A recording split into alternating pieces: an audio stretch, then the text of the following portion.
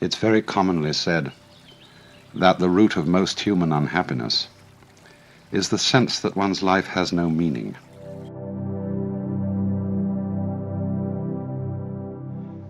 And so many activities into which one is encouraged to enter, philosophies one is encouraged to believe, and religions one is encouraged to join, are commended on the basis of the fact that they give life a meaning.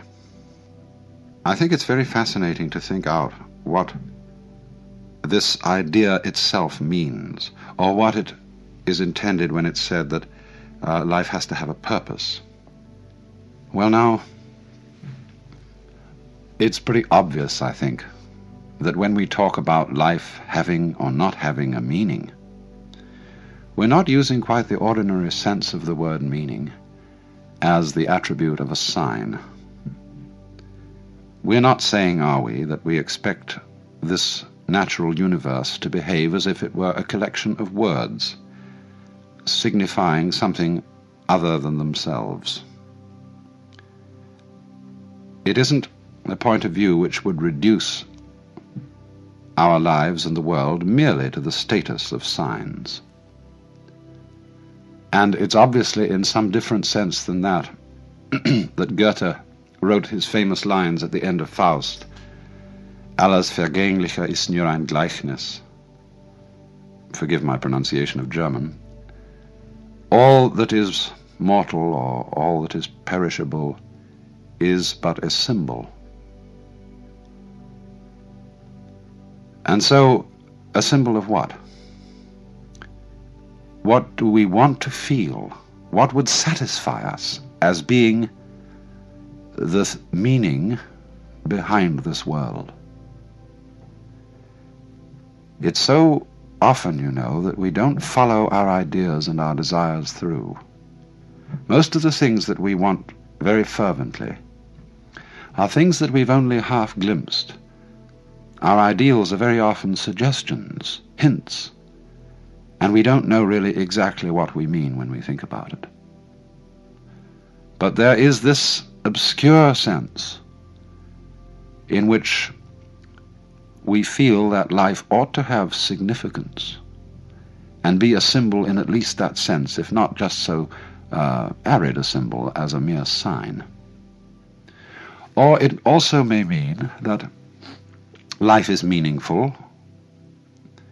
An individual feels that his life amounts to something when he belongs and fits in with the execution of some group enterprise. He feels he belongs in a plan. And this too seems to give people a sense of great satisfaction. But we have to pursue that question further too.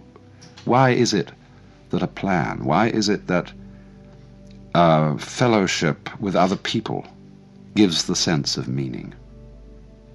Does it come down perhaps to another sense of meaning, that life is felt to be meaningful when one is fully satisfying one's biological urges,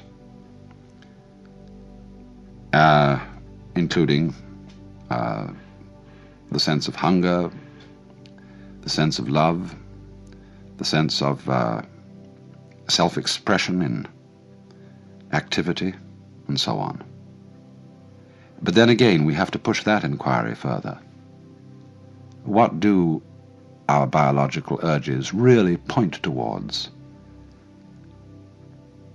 Are they just, however, things always projected towards a future? Is biology and its processes nothing but going on towards going on towards going on? Or there's a fourth and more theological sense of the meaning of life. In all theistic religions, at any rate, the meaning of life is God himself. In other words, all this world means a person. It means a heart. It means an intelligence. And the relationship of love between God and man is the meaning of the world.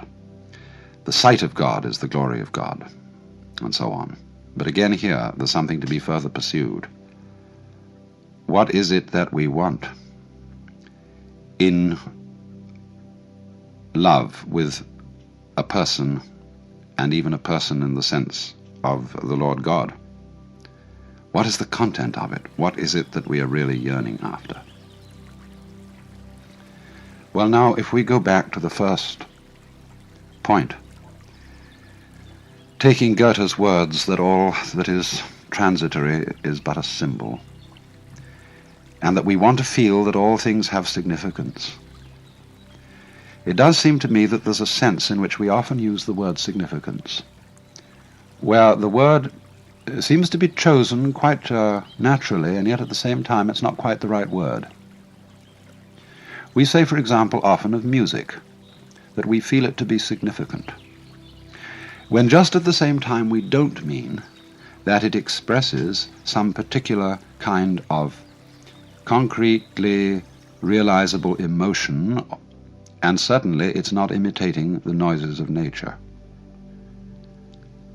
Program music, you know, would simply imitate something else, and it deliberately sets out to express sadness or joy or whatever, is not the kind of thing I mean. So often when one listens to the beautiful arabesque character of the Baroque composers, Bach or Vivaldi, it is felt to be significant, not because it means something other than itself, but because it is so satisfying as it is. And we use then this word significance. So often, in those moments when our impetuous seeking for fulfillment cools down, and we give ourselves a little space to watch things, as if they were worth watching, ordinary things. And in those moments when our inner turmoil has really quietened, we find significance in things that we wouldn't expect to find significant at all. I mean, this is after all the art of those photographers who have such genius in turning the camera towards such things as peeling paint on an old door, or mud and sand and stones on a dirt road, and showing us there that if we look at it in a certain way, those things are significant.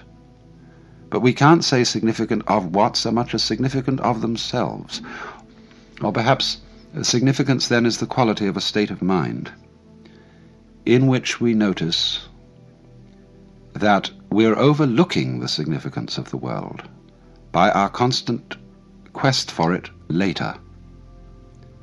All this language is, of course, quite naturally vague and imprecise, because I think the wrong word is used.